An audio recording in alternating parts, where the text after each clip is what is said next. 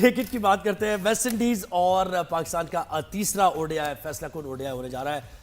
पहला पाकिस्तान ने जीता, दूसरा वेस्ट इंडीज ने जीत लिया। बारिश की वजह से थोड़ा सा मैच मुतासर हुआ, लेकिन पाकिस्तान की परफॉर्मेंस अच्छी नहीं रही है दूसरे में। अब तीसरा देखते हैं। वेस्ट इंडीज की टीम भी अच्छा खेल रही है, तो देखना होगा पाकिस्तान के चांसेस कितने हैं। बाबर आजम से उम्मीदें हैं, लेकिन कल के मैच में तो जैसे वो तो बहुत ही काफ़ी लेट आए बॉल पर, पता ही नहीं चला कब बॉल विकेटों में निकल गई।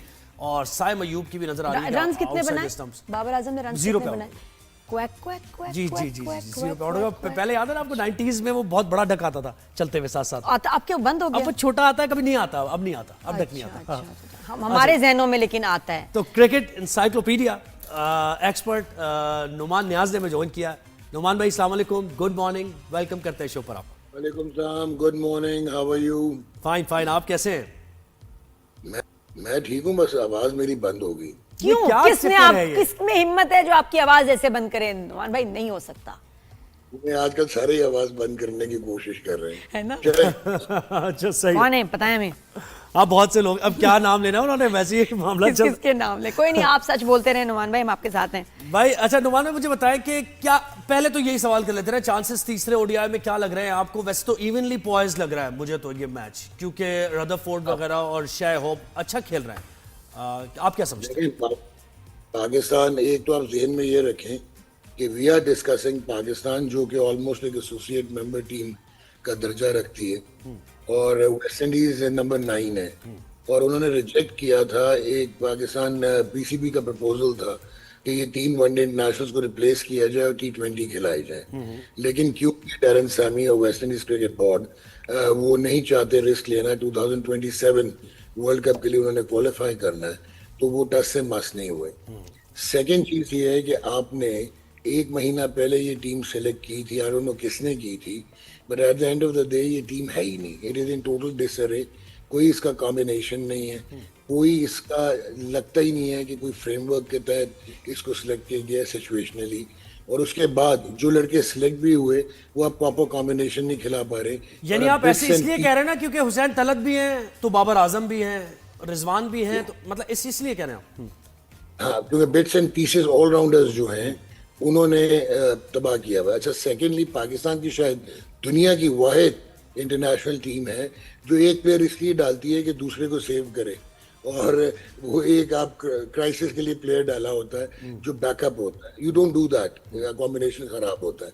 अब नाउ इम्पोर्टेंट है कि आपने कहा वेस्ट इंडीज की, जो इन वेस्ट इंडीज और जो उनकी बैटिंग लाइनअप है, बैटिंग सेकंड ट्रिनिडाद में जो है वो आसान है, बिकॉज ड्यू फैक्टर आ जाता है जो दोनों टीमों ने भुगता है, पहले वनडे इंटरनेशनल में वेस्ट इंडीज ने, दूसरे में पाकिस्तान ने। So I personally toss will play an integral role, लेकिन शायद अब 60-40 है कि 2-1 वेस्ट इंडीज सीरीज जीत जाए। अच्छा, ये जो कह रहे हैं वेस्ट इंडीज, आपने सुना? ना मैंने सुना। वेस्ट इंडीज जीत जाए सीरीज, ये लग रहा है 60-40 हो गया, 40% पाकिस्तान। तो क्या बड़ी तो ये बात है? है। मतलब कौन अनोखी बात इसमें क्या है? नहीं मतलब ठीक है, आप कोई बात नहीं वाली बात है, हैरत लेकिन भी है क्यों तो। हो रही है आपको? नहीं, हैरत हो रही है, जाहिर है पाकिस्तान का ये स्टैंडर्ड आ गया कि मतलब वेस्ट इंडीज से, जो कि रीबिल्डिंग फेज में ही है वेस्ट इंडीज की टीम, और इंतहाई अनप्रेडिक्टेबल, टेक्निकली बिल्कुल लेकिन वैसे जैसे हमारी परफॉर्मेंस रहेगी ना, उसके बाद आप हैरान ना हुआ करें जोहेब। अच्छा हाँ, और जी जी जी जी। अच्छा, एक चीज मैं बता दूं आपको कि जो आयरनी है ना, जो अफसोस की बात है, वेस्ट इंडीज के बाद सिर्फ 2 बॉलर्स हैं क्वालिटी जो इंटरनेशनल क्रिकेट में आप कह सकते हो कि दे बिलोंग देयर। एक शिमार जोसेफ है और एक जेडन सील्स है। उस टीम से आप मैच हार रहे हो, तो यू कैन वेल इमेजिन। सही है। अच्छा, बाबर आजम का कल का आपने देखा होगा यकीनन मैच, वो जो आउट हुए हैं, मतलब रिफ्लेक्सेस स्लो हो गए हैं बाबर के, या हुआ क्या उनके साथ, वो हुआ क्या? नहीं, मैं आपको बताता हूँ। एक तो बाबर आजम जो 0 पे आउट हुआ है, जो मतलब 2-3 गेंदें खेला, वो उस पर तो मैं कोई कमेंट ही नहीं करूंगा, क्योंकि यू मस्ट बी नोइंग कि इंटरनेशनल क्रिकेट में जो शुरू में आप शॉट बनाते हुए आउट हो जाएं, तो इसमें मैं इतना फोकस नहीं करूंगा। मुझे जो फोकस है वो पहले वनडे इंटरनेशनल पे, जहाँ पे उन्होंने 47 किया था, 50 किया था मोहम्मद रिजवान ने। और इतना रिग्रेटेबल है कि अपने रन्स करने के बाद व्हेन दे गॉट आउट, तो 9.30 से ज्यादा रन रेट छोड़ के गए।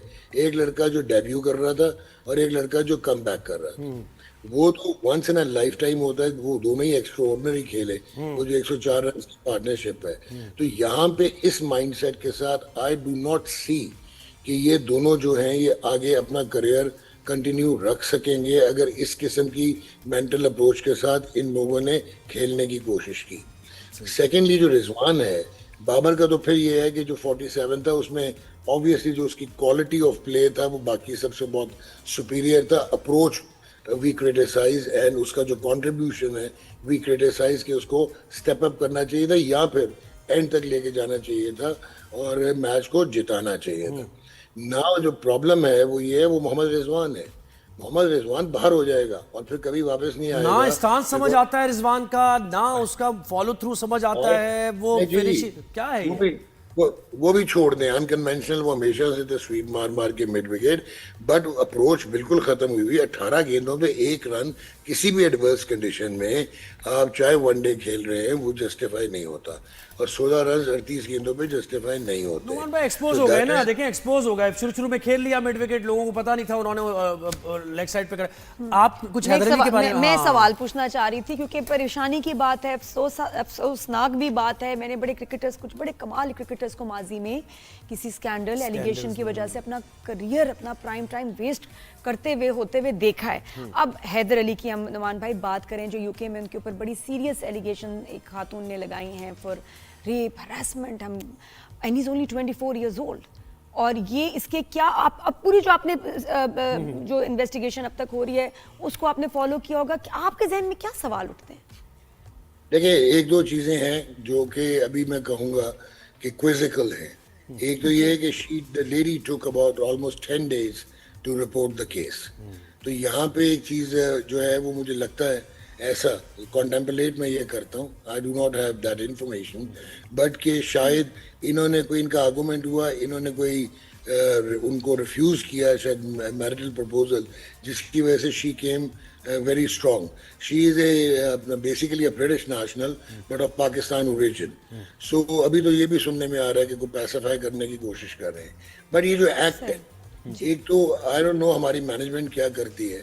आई रिमेंबर अंडर 19 में एक लड़का था जीशान परवेज, उसका करियर तबाह हुआ on tour to West Indies.